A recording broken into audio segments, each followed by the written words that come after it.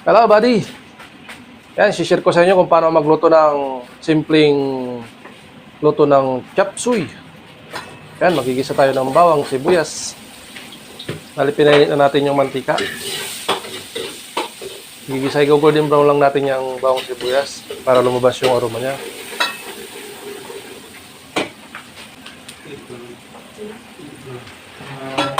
Yan, habang naantay natin mag-golden brown yung bawang sibuyas, haluin natin yung isang niluluto natin, giniling.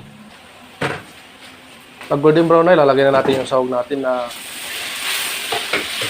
atay ng manok, saka pitso. Pitso ng manok. Bali, kalahating flavor yan, tapos kalahating pitso. Yan, saka tayo maglalagay ng butter. Hindi natin sinabay sa paggisa ng bawang sibuyas yung butter kasi pag masyadong naluto yung margarine natin, mawawala na yung aroma niya. Kaya sinabay natin sa paggisa ng karni para yung aroma ng margarine andun pa rin. Na tayo gagamit ng soy. Yan, sabihin nila may team yung chop suey ko. Pero ang chop suey talaga na original may team.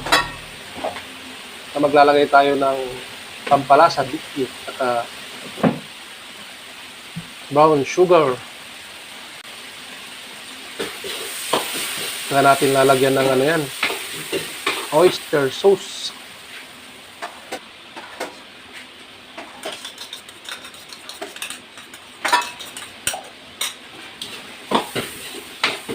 Yan, pinapay-napainaan ko yung apoy niya para hindi siya hindi masunog. Hindi maglasang sunog. Yan, saka natin lalagay yung carrot saka sayuti. Unahin natin yan kasi sa gulay ng chop suey yan ang matigas. Kaya unahin natin na lutuin. Sasabay na natin sa gisa.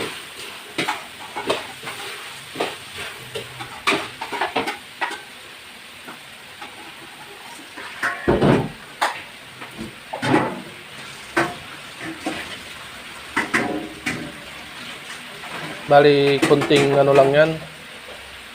Kunting sabaw lang ilalagay natin kasi kapit lang kasi paparsal namin yan. At tayo maglalagay ng paminta, pino, magic sarap, pang pasarap. Kapit lang yung sauce na ipaparsal natin, walang sabaw-sabaw. At tayo maglalagay ng chicken cubes.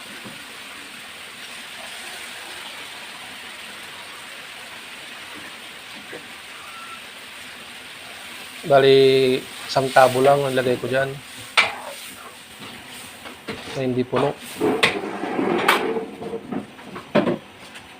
Kapag kumulo na yan, pag kulong-kulo na yan, saka natin lalagay yung natin, cauliflower, broccoli, bell pepper, saka beans, young corn. Hindi natin sinabay yung mushroom dyan kasi ang gagamitin ko yung nakadilata.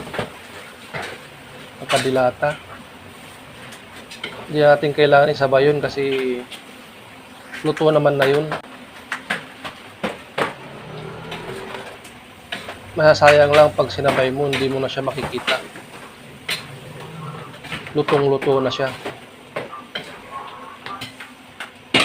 Kaya lutuin natin ng konti ang nilagay natin na mix na gulay, saka natin lalagay yung mushroom. Yan. Dahil naluto na ng konti yung gulay natin, lagay natin yung mushroom.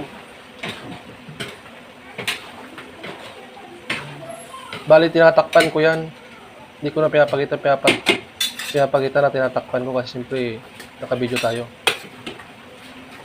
Tsaka na yan, fast forward kasi masyadong mahaba pag nakatutok talaga diretso. Kaya tayo gagamit ng cream of mushroom. Yan, may extra. Bali, yun ang pangpalapot natin.